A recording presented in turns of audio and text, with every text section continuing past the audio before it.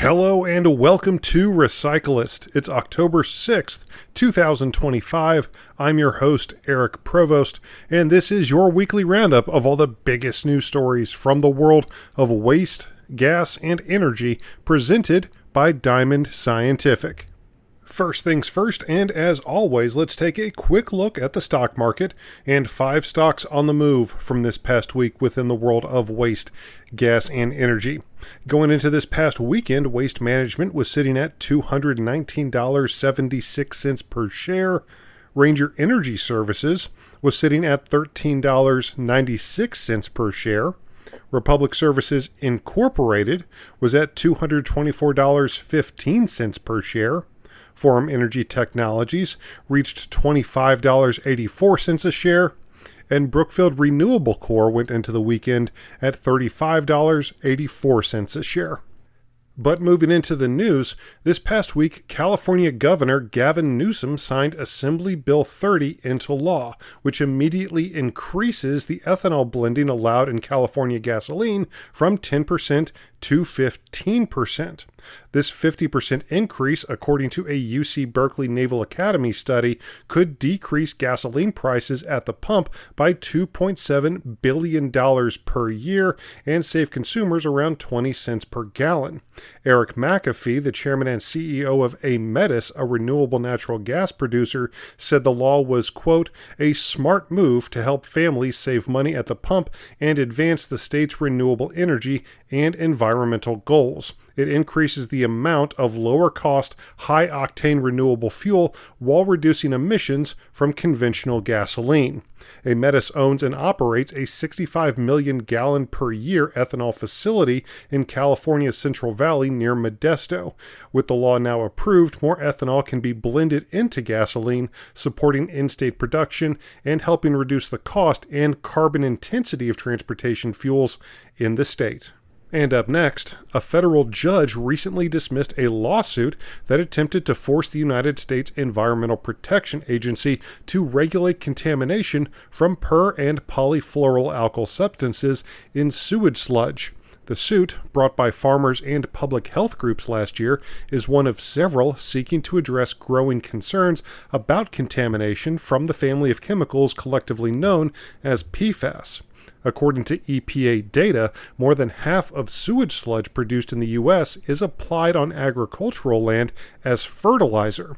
The rest is composted with other organic material or sent to landfills and incinerators for disposal. Some, like a representative from the group Public Employees for Environmental Responsibility, called the decision, quote, hugely disappointing. However, the National Association of Clean Water Agencies celebrated the ruling, saying, quote, today's ruling will help ensure that biosolids regulation will continue to be based on well-established Clean Water Act regulatory processes that provide for thorough analysis and public participation. Those processes, not piecemeal lawsuits initiated by private parties, are what will result in sound PFAS regulations and workable PFAS solutions. End quote. And up next, Advanced Biofuels Canada recently released their 10th annual report on Canada's renewable and low-carbon fuel markets. Among the highlights, the report finds that renewable fuel content reached a record high in 2024, with ethanol nearing the key 10% blend level and biofuels in diesel tripling the federal target, reaching nearly 7% in renewable content. Additionally, in 2024, biomass-based diesel consumption rose 9% to almost 1.5 billion liters, while ethanol increased 6% to 4.2 billion liters. Also, since 2010, the use of biofuels in Canada has reduced wholesale fuel costs by $1.2 billion. Fred Gatala, the president of Advanced Biofuels Canada, said, quote, the federal clean fuel regulations, along with complementary provincial policies in all provinces, have been central to reducing greenhouse gas emissions from gasoline and diesel use. This year's results show policy leadership is translating into real-world impacts on economic growth, consumer choice, and affordability. End quote. Up next, Darling Ingredients Incorporated recently announced an agreement to sell $125 million of production tax credits to an as-yet unnamed corporate buyer. The credits were generated under the Inflation Reduction Act by the company's Diamond Green Diesel joint venture with Valero Energy Corporation. The proceeds from the sale are expected to be received later in 2025, contingent upon satisfaction of certain funding conditions, according to a company press release. Darling Ingredients also stated it is actively marketing additional tax credits generated in 2025 for potential sale. Diamond Green Diesel, a 50-50 joint venture between Darling and Valero Energy, has capacity to produce more than 1.2 billion gallons of renewable diesel and sustainable aviation fuel annually. And just a quick reminder, Recyclist is a registered trademark of Diamond Scientific, an industry leader in gas analysis, instrumentation, and solutions. Make sure to check them out online at diamondsci.com. That's diamondsci.com, or you can even set up a personalized presentation just by calling 321-223-7500. Now let's get on with the news. Waga Energy, a French renewable natural gas company with a growing foothold in the U.S., recently announced a year-over-year revenue increase of 39% for the first half of 2025, reaching 27.4 million euros. This growth was driven by increased RNG production despite a projected decline in revenues. Operationally, Waga Energy injected 326 gigawatt hours of RNG, avoiding over 80,000 tons of CO2 emissions and maintaining a 95% uptime across their portfolio. The company is now focusing on converting a pipeline of projects into signed contracts, particularly in the U.S., with 59 million euros in investments, more than double compared to the first half of 2024. And up next, Republic Services continues to increase its fleet size and portfolio. The company recently confirmed its acquisition of Tri-County Disposal, a hauler in the Helena, Montana area, successfully closed early September.